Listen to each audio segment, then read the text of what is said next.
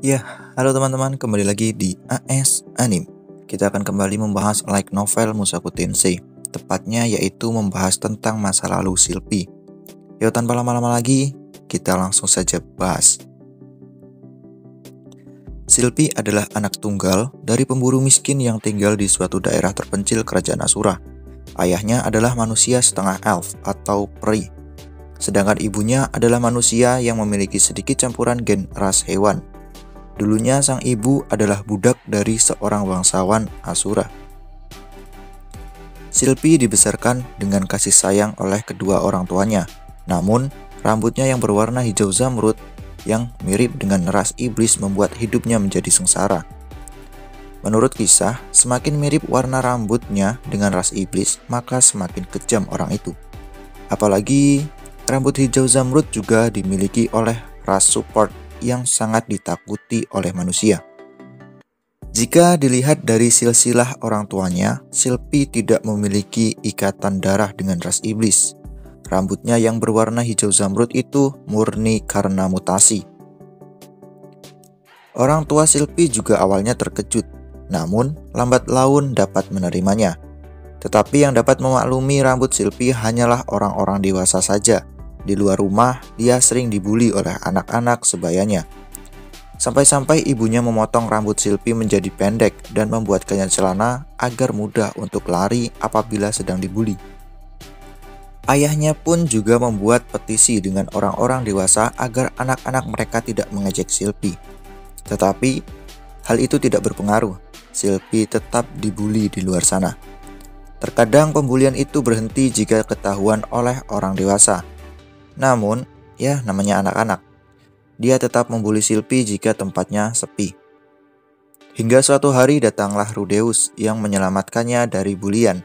Tidak sampai di situ, Rudeus pun menjadikan Shilpi sebagai teman dekat dan mengajari Shilpi ilmu sihir agar dia dapat melawan apabila kembali dibuli.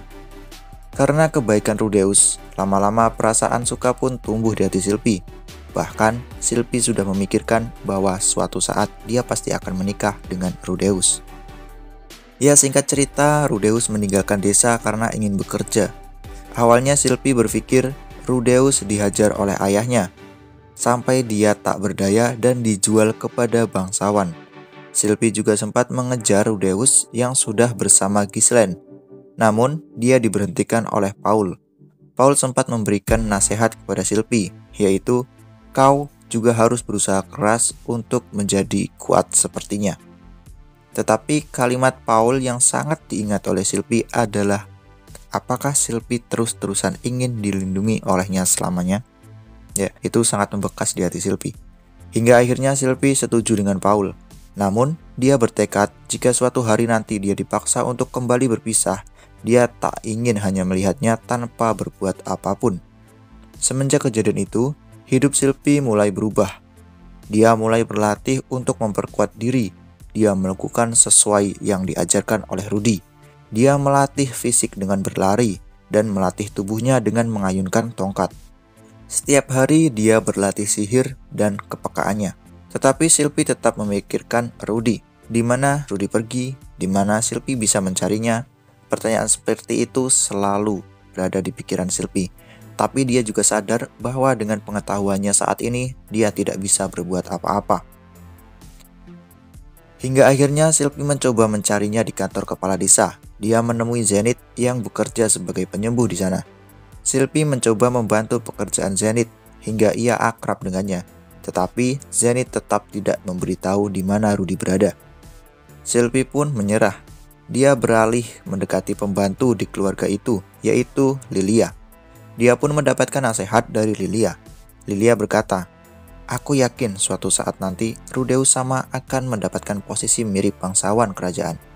Jika kau menjadi istrinya, kau tidak punya pilihan selain belajar etika, supaya bisa berperilaku normal dalam komunitas kebangsawanan." Begitulah kira-kira yang dikatakan oleh Lilia. Setelah itu, Shilpi mulai belajar tata krama dan etika dengan setengah terpaksa. Dia tidak bisa menolaknya karena semua ini demi Rudy.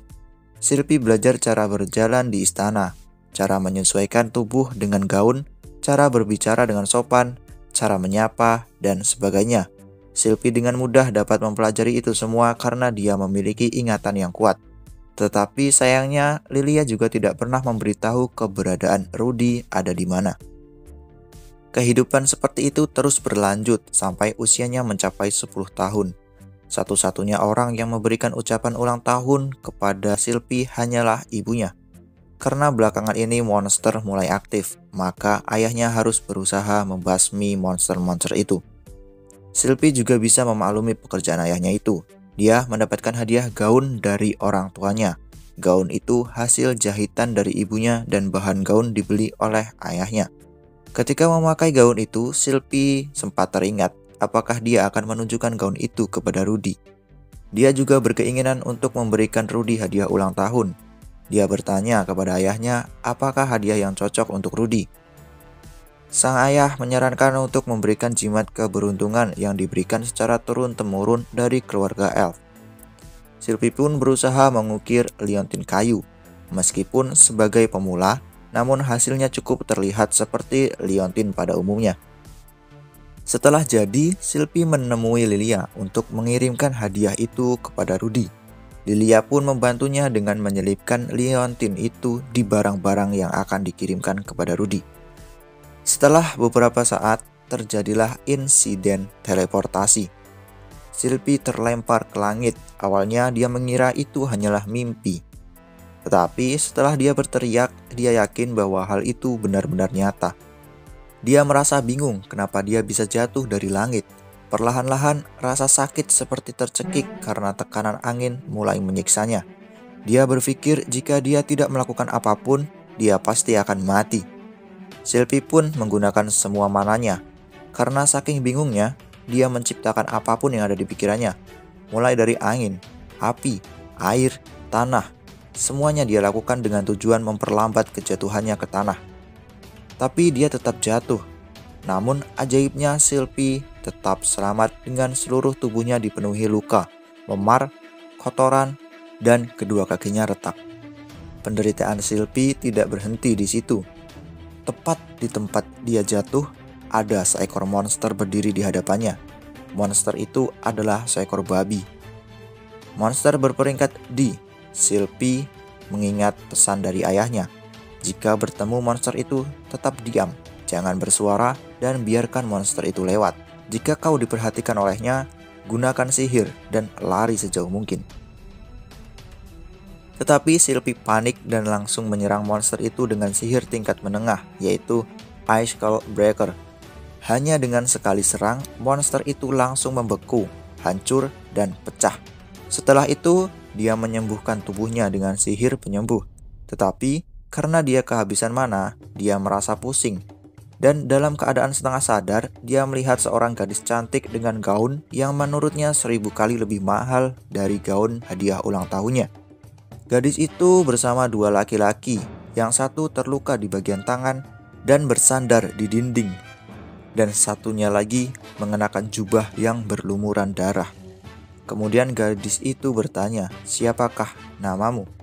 Dengan setengah sadar, Sylvie memberitahu namanya dan akhirnya pingsan.